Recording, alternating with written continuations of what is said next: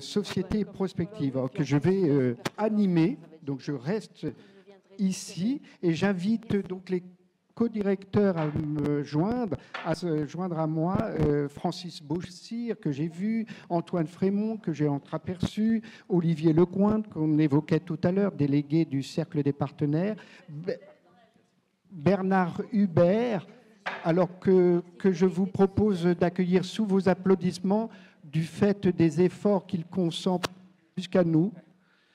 Et puis, alors non pas Nicole Mathieu, voilà, mais Viviane Delafont qui remplace au pied levé Nicole Mathieu. Voilà, merci.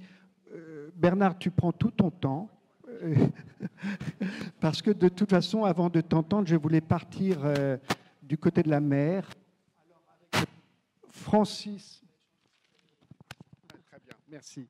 Merci à la technique. Antoine, alors, un lapsus que je vais justifier, mais parce que, et c'est une belle illustration, vous co-dirigez chacun un colloque qui a trait à la mer, et ce, au cours de la même saison. Et c'est une belle illustration du fait qu'à Cerisy, on ne prétend pas épuiser une question à travers un seul colloque, bien évidemment. Mais alors, dites-nous comment vous l'abordez. Alors, en commençant peut-être par toi, Antoine Frémont. Alors, mon lapsus, Armand Frémont, bien évidemment, qui est ton papa et qui est un grand ami de Cerisy, le regretté Antoine Frémont. Je sais qu'il y a... Ah, Armand. Bon, on coupera. Et puis, alors tout ça pour vous dire que Cerisy est bien sûr une affaire de famille, mais au pluriel. Il y a des familles qui fréquentent Cerisy au fil des générations et vous nous en fournissez, les Frémont, une belle démonstration. Alors, sans plus tarder, comment abordes-tu ce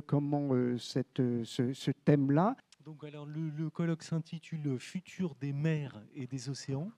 Il est co-organisé avec Denis Lacroix de l'Ifremer et puis Agathe Euzen du CNRS, donc fortement soutenu par l'Ifremer et par la région Normandie. Et donc c'est un colloque, comment dire, le mer et océan, des espaces naturels, des espaces de loisirs que vous percevez peut-être comme tels quand vous vous promenez sur la plage ou quand vous faites de la voile. Et puis de l'autre, les espaces maritimes, la mer et les océans comme des espaces exploités industriellement et donc une exploitation de plus en plus forte des mers et des océans, et en fait une exploitation qui a commencé avec la mondialisation par finalement les grandes découvertes. Et donc si vous y réfléchissez, la mer aujourd'hui, que ça soit la pêche, que ça soit l'offshore, pétrolier ou éolien, que ça soit le transport maritime, bien évidemment, eh bien, toutes ces activités sont des activités industrialisées, nécessitant des technologies très puissantes, nécessitant des capitaux aussi extrêmement puissants. Mais pour autant, les mers et les océans sont des espaces industrialisés, mais qui ne sont pas habités pour autant. Et de ce fait, ce sont aussi de vastes espaces naturels. Et on sait aujourd'hui que ces espaces naturels jouent un rôle extrêmement important dans l'équilibre de notre planète. Et on le sait maintenant, notamment pour le climat, et que la relation entre les courants océaniques et les grands courants atmosphériques dans la machinerie climatique mondiale joue un rôle extrêmement important. Et donc, futur des mers et des océans, c'est expliquer, c'est aller vers l'exploration de cette tension, de ces contradictions possibles, mais finalement, comme sur les espaces terrestres, entre d'un côté l'exploitation qu'on peut faire de ces espaces maritimes d'une façon industrielle, et de l'autre, notre planète, son avenir comme lieu de l'humanité et comme espace humanisé.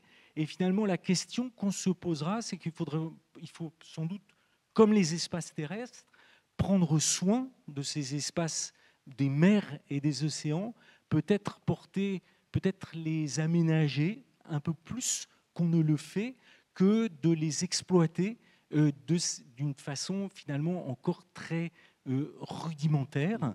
Et peut-être j'ajouterais aussi qui suscite la convoitise des États. C'est-à-dire que des espaces internationaux, mais avec une appropriation par les États qui devient les enjeux sont extrêmement forts pour cette exploitation et aussi pour des enjeux géopolitiques comme le conflit ukrainien en donne l'exemple avec le contrôle du détroit du Bosphore, la mer Noire, la mer d'Azov, ce que vous pouvez lire actuellement. Donc voilà, et donc on va partir dans cette exploration avec aussi bien, des géographes, des sociologues, des historiens, mais aussi des climatologues, etc., pendant au mois de septembre, pendant 6 jours. Tout à fait. Merci, Edith. Et on subodore que dans cette exploration, vous allez rencontrer des éoliennes offshore, mais vous ne vous y attarderez pas dans le cadre de ce colloque, puisque c'est l'objet du colloque de Francis Bossier, auquel tu participeras d'ailleurs, Antoine Frémont. Donc, il y a bien évidemment un lien. Alors, Francis Bossier. Oui, bonjour à toutes et tous. Et puis donc, parce que je l'oublierai à la fin, merci à Cerisy de nous accueillir avec cette question de l'énergie. Donc nous, on entre dans la mer par l'énergie. Alors, on a intitulé ça « Nouvel horizon de l'énergie », c'est l'énergie des hommes. Parce que sinon, on sait bien, l'océan, l'atmosphère et le soleil, voilà une formidable machine énergétique. On parle bien de notre énergie, à nous, l'électricité en l'occurrence. Alors, c'est simple. Depuis quelques mois, le président de la République a expliqué à peu près comment ça va se présenter pour la génération qui vient. Peut-être 40 gigawatts sur les façades maritimes de la France. 40 gigawatts. Alors, 1 gigawatt, qu'est-ce que c'est? C'est 120 km², c'est 80 éoliennes qui ont presque la taille de la Tour Eiffel chacune et qui sont distantes chacune de presque 2 km. Voilà, donc c'est une centrale électrique dans la mer. Alors on parlait de l'industrie de la mer. Alors cette centrale électrique, elle ne bouge pas. Tout le reste dans la mer bouge. Toute l'industrie de la mer, c'est en mouvement. Et la mer elle-même est en mouvement. Sauf que là, ça bouge. Et en plus, c'est terriblement vertical. Alors comment l'idée nous est venue de nous adresser à Cerisy à un moment donné? C'est ça la question. C'est dans le cadre d'un débat public organisé par la Commission nationale du débat public sur un projet de l'État d'un nouveau parc éolien au large de la Normandie, c'est-à-dire dans la Manche.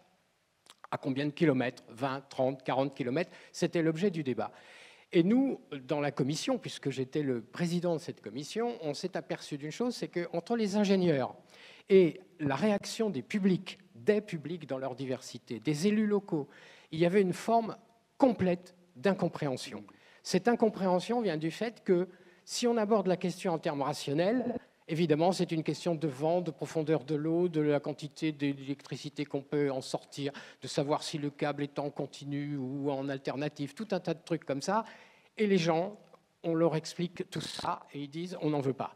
Et au-delà des questions économiques pour la pêche ou pour le tourisme, au-delà des questions écologiques sur la préservation de l'écosystème marin, parce que c'est aussi un écosystème, au-delà de tout ça, il y a quelque chose qui était mystérieux, qui était du domaine culturel, qui était du domaine des représentations, et comme l'a dit Arnaud Passalacqua dans la présentation dont vous lirez dans le programme, l'imaginaire de la mer. Et c'est une chose que, finalement, les ingénieurs de l'État et des industriels avaient du mal à saisir. Alors on s'est dit, voilà, Cerisy, c'est le moment d'organiser cette rencontre, puisque c'est un lieu pour ça, entre faire rentrer en quelque sorte les sciences sociales dans le raisonnement de l'ingénierie. Et on attend de cette réunion, effectivement, peut-être une évolution de la façon de poser le problème, puisqu'en fait, on est parti pour 40 ans, c'est-à-dire 1 gigawatt par an pendant 30 ans, 2 ou 3 gigawatts par an. Voilà. Donc, si on ne règle pas cette question, aujourd'hui, je pense qu'on n'arrivera pas à développer ce renouvelable. Alors, Voilà, je n'ai pas dit que j'étais favorable ou défavorable à ça, je dis simplement, On attendra le colloque si on pour veut le savoir. faire, voilà. À l'issue du colloque, peut-être les industriels auront compris que les gens ont dans la tête aussi Tout à des fait. préoccupations culturelles qui portent sur le paysage, même quand les éoliennes sont devenues invisibles. Voilà. Mais la belle nouvelle que comporte ce colloque, c'est on découvre que quand la CNDP veut se saisir et traiter d'un sujet, d'un débat, elle se délocalise au château de Cerisy. C'est quand même ça la bonne nouvelle. Alors, je vais finalement faire les présentations dans un ordre différent parce que je crois qu'à ce stade, il faut quand même dissiper un malentendu. Et je compte sur vous, Viviane, puisque vous avez vu circuler un programme sur la Manche. Alors, il ne s'agit pas de l'espace maritime, quoique, mais il s'agit d'abord de l'espace terrestre du département. Pour preuve, d'ailleurs, ce colloque est l'occasion de montrer comment ce département concourt au renouveau des ruralités. Mais je vous laisse nous en dire plus. Oui, ça fonctionne, oui. Donc en fait, on a proposé ce titre, La Manche des territoires pour reconstruire des ruralités, dans la mesure où nous avons... Où nous avons travaillé sur un programme de recherche transnational qui s'intitule Ruralization, qui est un programme transnational qui réunit une douzaine d'équipes de 12 pays différents, des équipes pluridisciplinaires, et qui a pour objet d'apporter un certain nombre de réponses, enfin, de contribuer à des questions telles que qu'est-ce qui peut conduire à la régénération rurale, qu'est-ce qui peut reconduire à un renouveau générationnel, et ceci à l'épreuve d'un certain nombre de concepts au regard de leur pertinence pour reconstruire les ruralités. Autrement dit, des concepts tels que milieux ruraux soutenables, l'adaptation, la transition, voire la question de la résilience, ainsi bien sûr que la question de régénération rurale. Alors, dans le cadre de ce programme, on a été amené à choisir des terrains d'études, ça a été fondamental pour chacune des équipes. On a choisi pour nous le territoire de la Manche, ou plus particulièrement le territoire de Granville-Thérémère et Coutances-Mer et Bocage. On a un autre territoire d'études qui est plus en lien avec les territoires urbains sur la plaine de Versailles, mais ça, tel n'est pas l'objet de notre proposition.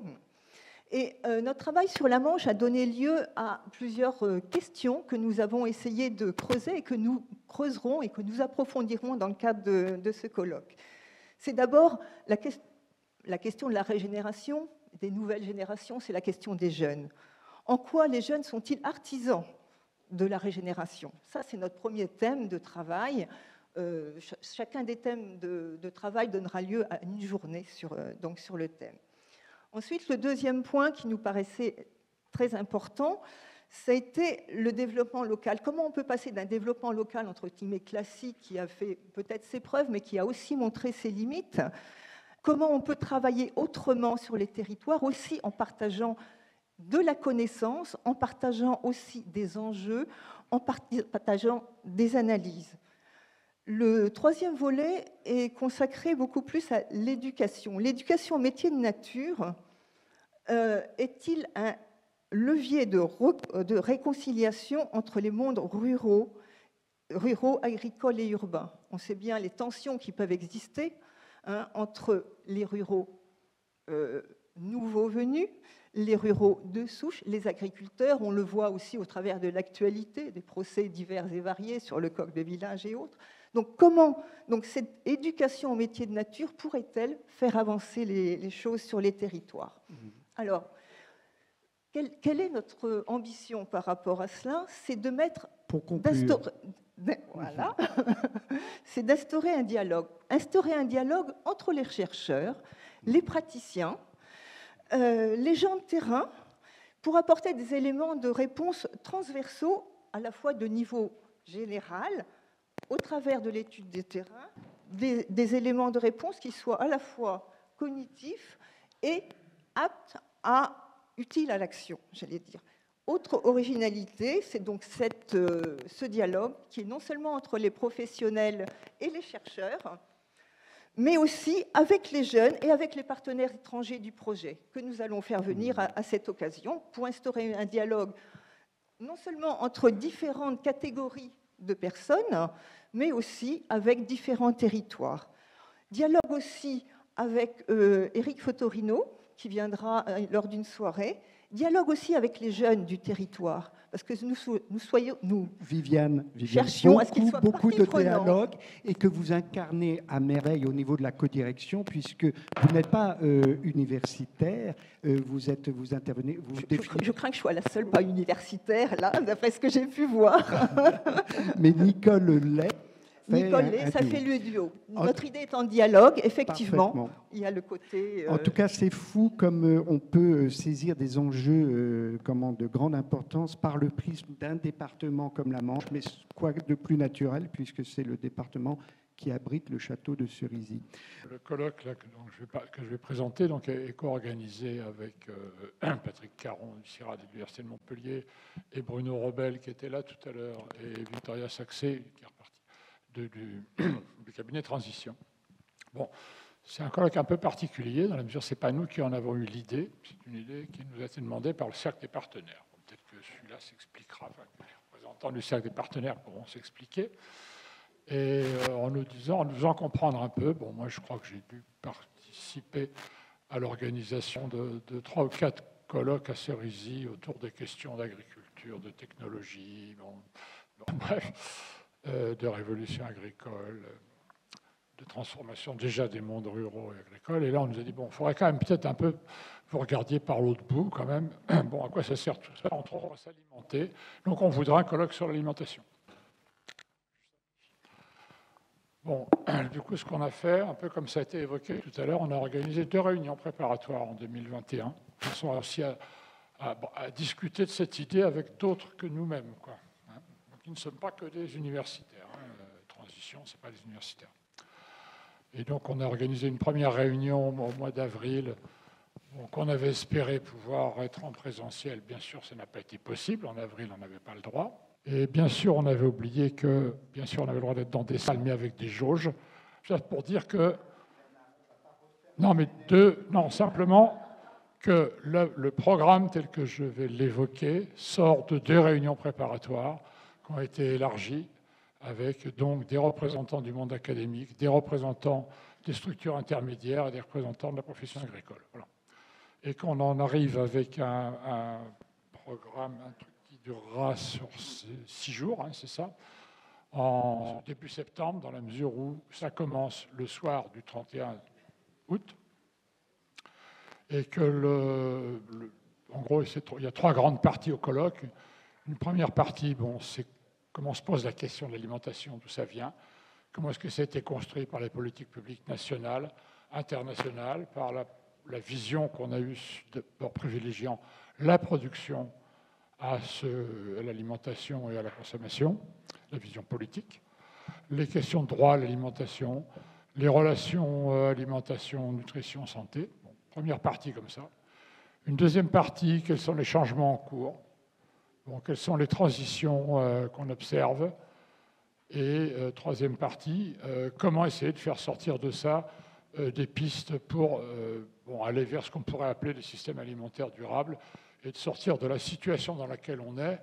Alors, quand le Cercle des partenaires y avait pensé, ils étaient très anticipateurs parce que finalement, on s'est retrouvé avec la Covid, où tout le monde s'est dit « Oh là là, mais ça pose des problèmes sur l'alimentation, on croyait que c'était réglé, etc. » Et on a vu émerger plein d'innovations et quelques moments de difficulté. Là, avec la guerre en Ukraine, on s'aperçoit à nouveau que ce n'est pas du tout réglé. Mon Dieu, il faut qu'on produise plus et qu'on devienne exportateur, sinon les pauvres gens au Sud, ils vont tous mourir de faim. Bon, toutes les vannes sont réouvertes pour tous les discours possibles, ce qui prouve bien que la question de la sécurité alimentaire ou de l'insécurité alimentaire n'était pas réglée.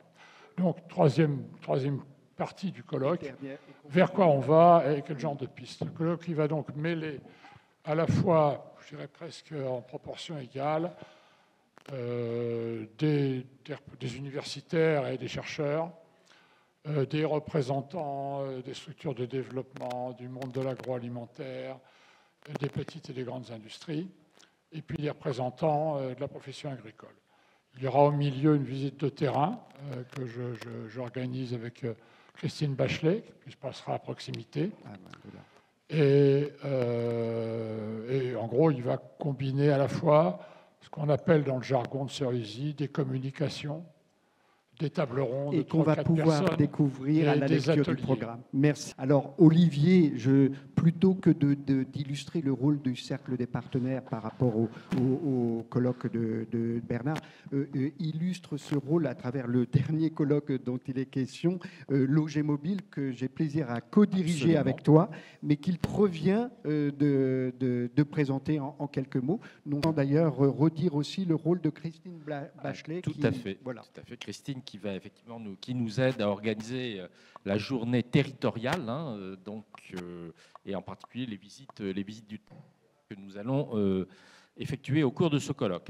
Issu de la réflexion collective des partenaires de Cerisy, et donc le principe en a été décidé lors du séminaire du Cercle des partenaires qui s'est déroulé en septembre 2019.